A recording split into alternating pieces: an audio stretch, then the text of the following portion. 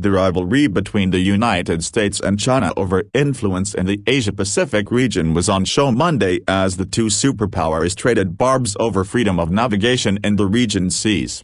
The war of words took place at the annual summit of leaders of the Association of Southeast Asian Nations, hosted this year by Thailand. The meeting allows Southeast Asian leaders to deal as a bloc with the world's major powers, leveraging their influence in making security and trade arrangements.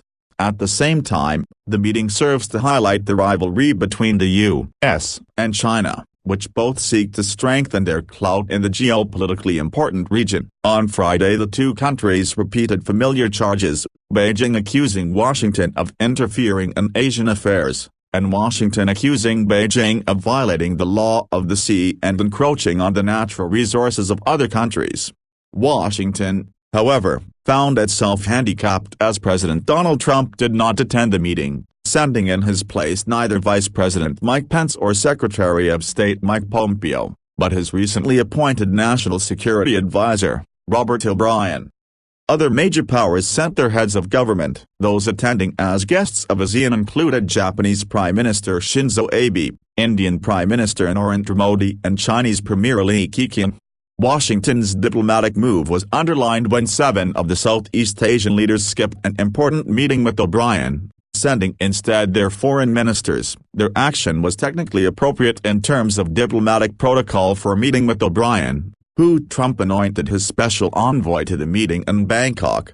American officials, fearing a boycott, urged all Southeast Asian heads of state to attend Monday's meeting, but ASEAN leaders decided to send only Thai Prime Minister Prayuth Chan-o-cha as host, the Vietnamese Prime Minister as host of next year's summit, and the leader of Laos, who oversees ASEAN-U.S. relations, a Southeast Asian diplomat told the Associated Press on condition of anonymity because he lacked authorization to discuss the issue. During the meeting, O'Brien read a letter from Trump, who invited ASEAN leaders to a special summit in the U.S. early next year. O'Brien at a news conference denied that he regarded the meeting as a snub, saying he only experienced very gracious and generous hospitality and meetings from all the leaders here, ASEAN and other leaders in the Indo-Pacific. He declared that he had a great set of meetings and didn't feel like there was anything at all untoward. O'Brien spoke with a sharper edge when discussing one of ASEAN's main concerns, China's aggressive territorial claims over the South China Sea, a major concern of 4 Southeast Asian nations with competing claims: Brunei, Malaysia, the Philippines and Vietnam. Taiwan is also involved in a long-simmering territorial conflict in the busy waters, a key waterway for global commerce. Dwarfed by China's military, rival claimant states have looked at the U.S. as a counterweight to the Asian powerhouse. O'Brien took a swipe at China, saying Beijing was using intimidation to try to stop ASEAN nations from exploiting their offshore resources, blocking access to $2.5 trillion in oil and gas reserves alone. China has long warned Washington not to interfere in territorial disputes it regards as a purely Asian issue. It opposes naval and aerial patrols by the U.S. and its allies in the disputed waters, but American forces have maintained their presence and continued freedom of navigation sail-bys designed to challenge China's vast territorial claims. Chinese Premier Li said he was confident that a regional code of maritime conduct that China is negotiating with ASEAN states could be concluded in 3 years.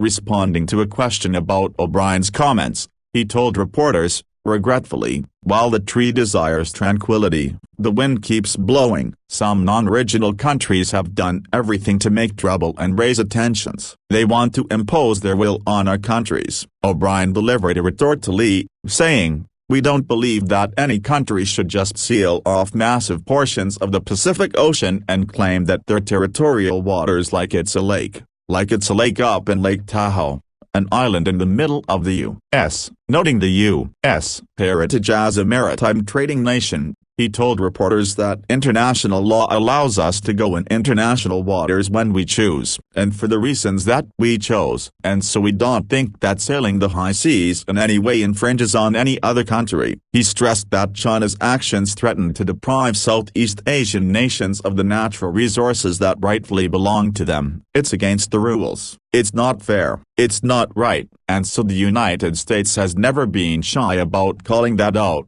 he said. Now, that doesn't mean we don't want good relations with China. We want great relations with China. The other major issue tackled by ASEAN leaders resulted in progress after 7 years of negotiations for a massive free trade deal called the Regional Comprehensive Economic Partnership. However, India, facing fierce domestic opposition to its market opening requirements, has dropped out. RCEP, which does not include the U.S., aims to level trade barriers between ASEAN members and 6 other countries in a bloc encompassing roughly a third of all global trade.